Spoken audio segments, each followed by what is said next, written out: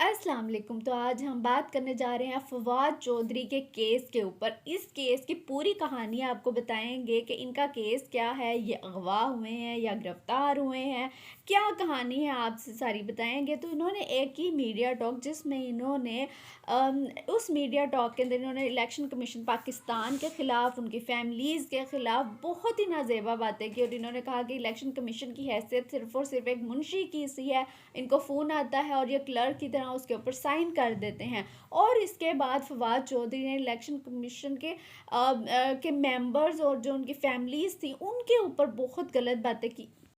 इन्होंने कहा कि इलेक्शन कमीशन और इसके जो मेंबर्स हैं उनके ख़ानदानों को वार्न करते हुए कहा कि अगर हमारे साथ ज़्यादती हुई तो ये ज़्यादती का सिलसिला जारी रहा तो आप लोगों को और आपकी फैमिलीज़ को ये पे करना पड़ेगा। तो ये बहुत ही गलत बात थी जो इन्होंने इस मीडिया टॉक में की इलेक्शन कमीशन के ख़िलाफ़। और इसके बाद थाना कोहसार में इनके ख़िलाफ़ एक एफ़आईआर दर्ज की गई और उस एफ़आईआर में ये कहा गया कि इन्होंने इस बयान से मुल्क का अमन तबाह करने की कोशिश की गई है और इस तरह इलेक्शन कमीशन या किसी भी इदारे को डराना धमकाना एक बहुत ही गलत और गैर कानूनी बात है।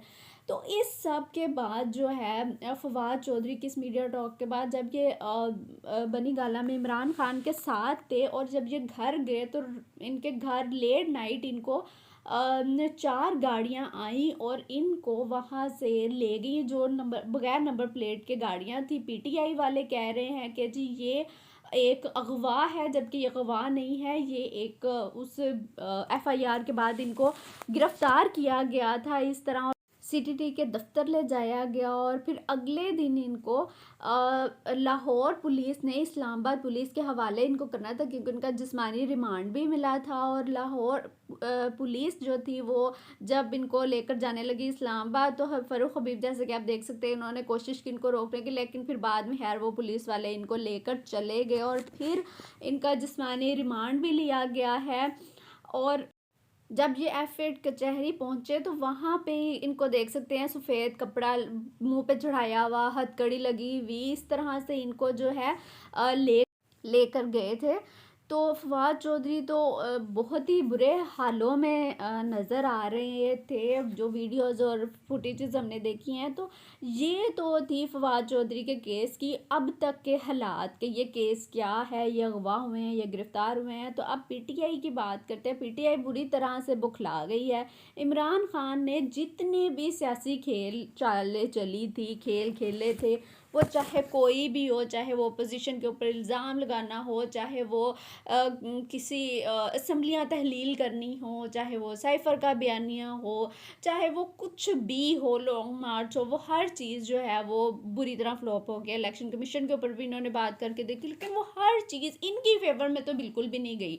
अब फवाद चौधरी की बात यह है कि इनके साथ ज़्यादा कुछ भी नहीं होगा, 1-2 दफ़ा इनका रिमांड लिया जाएगा और उसके बाद जो है इनको छोड़ दिया जाएगा। ज़्यादा कुछ बेसिकली इनका सॉफ्टवेयर अपडेट करने लगे हैं। पीटीआई के लोगों का भी वो सॉफ्टवेयर अपडेट करने लगे हैं क्योंकि पीटीआई वालों ने समझा हुआ है कि हम चाहे जो मर्ज़ी बोलें, जो मर्ज़ी करें, हमें कोई नहीं पकड़ सकता। हम तो किसी के हाथ में आने वाली चीज़ नहीं है, हमारा मुंह है, हम अपने मुंह से जिसको जो मर्ज़ी कह दें, जिसका मतलब जिसके ख़िलाफ़ बोलना है बोल लें, जिसके ख़िलाफ़ किसी की इज़्ज़त की धज्जियाँ उड़ानी है उड़ा लें, किसी को लिफाफा कह लें, किसी को जो मर्ज़ी कह लें। तो पीटीआई वालों को तो कोई हाथ नहीं डाल सकता, लेकिन अब इनको ये बता दिया गया है कि ऐसा बिल्कुल भी नहीं है, आप लोगों को भी पकड़ा जा सकता है और आप लोगों का भी मुँह बंद किया जा सकता है। और जो एक बात है जो पीटीआई वाले भूल रहे हैं क्योंकि इन्होंने तो मतलब अपना काम बनाया हुआ है ना, हर एक की इज्जत की धज्जियां उड़ाना, चाहे वो पुलिस है, इलेक्शन कमीशन है, कुछ भी है, इन्हें हमें किसी के पे भरोसा नहीं है तो हम जो मर्जी हमारा दिल करेगा हम बोलेंगे। तो ये भूल रहे हैं कि पहले जब ये सब कुछ करते थे तो इस्टेब्लिशमेंट का जो साया दस्ते शफ़क़त था ना वो इनके सरों पे था, अदालतें इनके साथ थी, अदालतें तो खैर अभी भी काफ़ी हद तक इनके साथ हैं, लेकिन अब इस्टेब्लिशमेंट इनके साथ नहीं है। वो दस्ते शफ़क़त जो है वो इनसे हट गया है इमरान खान के सर से। तो इसलिए जो है इनके साथ ये सब कुछ हो रहा है, लेकिन अभी भी ये मान नहीं रहे अपनी गलती। फवाद चौधरी अभी भी नहीं मान रहे अपनी गलती। और पीएमएलएन की बात करें तो पीएमएलएन वाले कहते हैं कि जी क्योंकि फवाद चौधरी गिरफ्तार हुए हैं और उनको नाअहल होना चाहिए, क्योंकि हमारे साथ भी सब कुछ हुआ था और हम लोग भी नाअहल हुए थे, हम लोग भी जेलों में रहे थे, क्योंकि PMLN वालों ने भी जब ये नॉकआउट इनका हुआ था उस वक़्त इन्होंने भी बहुत सारी बातें की थी। उस वक़्त PTI वाले कहते थे कि जी हम ये गलत कर रहे हैं और हम सही हैं, और आज जब फवाद चौधरी इस एंड पे खड़े हैं तो PMLN वाले कहते हैं कि जी इनके साथ मतलब यही होना चाहिए। लेकिन अब देखते हैं कि क्या होता है और क्या नहीं होता, लेकिन PTI वाले आज अपने आप को एज़ विक्टिम शो कर रहे हैं कि जी हमारे साथ तो बहुत ज़्यादतियाँ हो रही हैं और हमारे साथ तो बहुत गलत हो रहा है। उस वक़्त ये लोग कहते थे कि ये पूरे इदारे को PMLN वाले जो हैं वो कर रहे हैं, अटैक कर रहे हैं, और आज ये कहते हैं कि जी हम तो ये ज़ुल्म अपने साथ बर्दाश्त नहीं कर सकते। और जी फवाद चौधरी की सुन ले, इन्होंने अपने आप को नेल्सन मंडेला के साथ मिला लिया है जी। इन्होंने कहा है कि मेरे साथ वही कुछ हो रहा है जो नेल्सन मंडेला के साथ हुआ था। तो ये सुन के तो मेरा तो एक दफ़ा कानों से धुएं निकलने लग गए। मतलब नेल्सन मंडेला की जो रूह है ना वो कब्र में तड़प उठी होगी कि मेरे साथ ये क्या जुल्म कर दिया इन लोगों ने, मतलब मेरा क्या कसूर, मैंने क्या कर दिया था कि फवाद चौधरी के साथ इन्होंने मुझे मिला दिया। और फवाद चौधरी को भी थोड़ा सा तो ख्याल करना चाहिए था कि वो कर क्या रहे हैं, मतलब नेल्सन मंडेला के साथ खुद को मिला लिया है।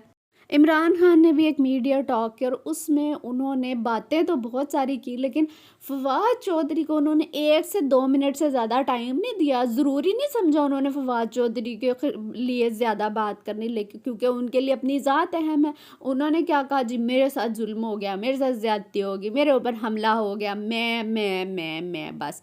मतलब हद है यार, ये लोग क्या समझते हैं कि एक तो ये किसी की इज़्ज़त नहीं करते, क्योंकि इमरान खान जो है वो खुद किसी की इज़्ज़त नहीं करते, तो इनकी पार्टी वालों ने क्या किसी की इज़्ज़त करनी है। इन्होंने जब मुंह उठा के दूसरों के ऊपर इल्ज़ाम लगा दो, जो मर्ज़ी कह दो किसी को, पहले दूसरों की कोई इज़्ज़त करना तो सीख लें, तो उसके बाद फिर चाहे ये लोग जो मर्ज़ी करें।